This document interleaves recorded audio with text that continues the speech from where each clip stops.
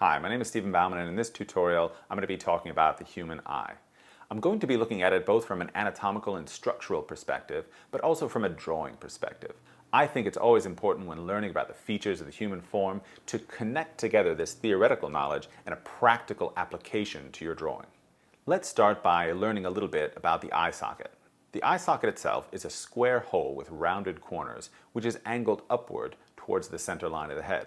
The orientation of the plane of the eye socket slopes inward and downward from the upward-facing plane at the forehead, concluding at the upward-facing plane at the top of the zygomatic bone.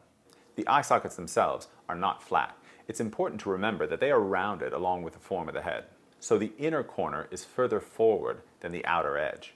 This is most easily observed when making a portrait that is drawn in profile or from a three-quarter view. From the downward-facing plane of the eye socket, the sphere of the eyeball presses outward, its rounded form also influencing the form of the eyelids. The upper eyelid, being the most prominent visually, is made up of three major planes, and its bottom and top edges are useful in measuring its vertical placement in relationship to the other eye. The upper and lower eyelids then, which are covering the eyeball, have a certain thickness that will show as a thin downward-facing plane below the upper eyelid and a thin upward-facing plane above the lower eyelid.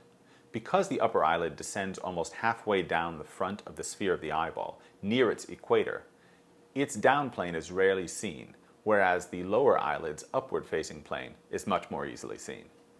Moving on, we finally come to the eyeball itself. I want to talk a little bit about its structural makeup, but then also how it interacts with the light that's on the model. The eyeball itself, of course, is a sphere that sits inside the bony eye socket and is surrounded by a cushion of fat that fills the space between the eyeball and the skull. The white of the eye that we commonly see is called the sclera. Though speaking about it from a value perspective, when we're drawing and painting it, it is very rarely white. Its value, like any form, is dependent upon where it is lit from and the intensity of that light. Next, I want to talk about the cornea, which is a clear dome-like raised form that sits just on top of the iris. This form will often catch the highlight from the light source on the model. The relationship between the iris and cornea is particular and important.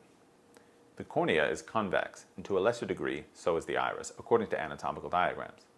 There is a long-standing tradition, however, of thinking about the iris more as a concave form. When studying the light coming into the eye, in this case from the upper left-hand side, and adding value to indicate this passage of light, we can see an inverse relationship between the highlight on the cornea and the pattern of light and dark found on the iris. This is a pattern to always look for when rendering the values of the eye. Armed now with this information, we're ready to begin our drawings. We're going to be making this drawing using graphite pencils, our kneaded rubber erasers, our Mono Zero Tombow erasers, and also paper stumps to kind of help push the graphite into the paper. The paper that we're going to be drawing on is an off-white sheet of Stonehenge that's been stretched around a 1/4 inch deep panel. Like with any drawing, we have to start out by blocking in the proportions of the feature that we're going to focus on.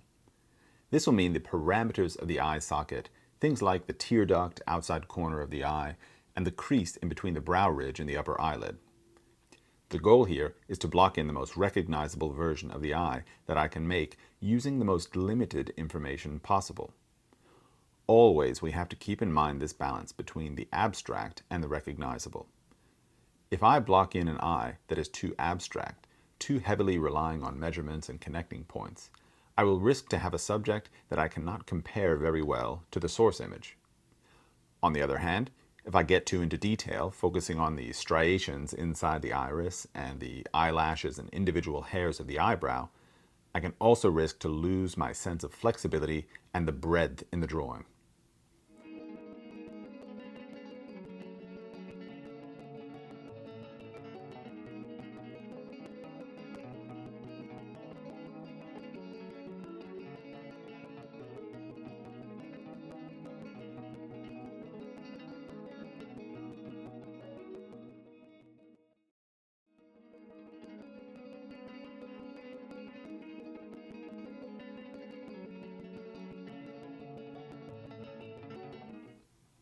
If we take a look for a moment at the geometrical breakdown I've made of this eye and eye socket, we can see past some of the detail and into a world which can solidify our understanding of the form.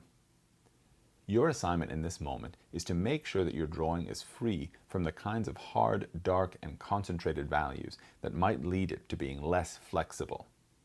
This kind of flexibility and breadth in a drawing cannot be overstated in its importance. As artists, we are all bound to our level of understanding in any given project. This sense of softness and restraint in a drawing can seem a little bit like a peripheral concern, but speaking as someone with a lot of experience, I can say that it is a quality that I prize over almost all others.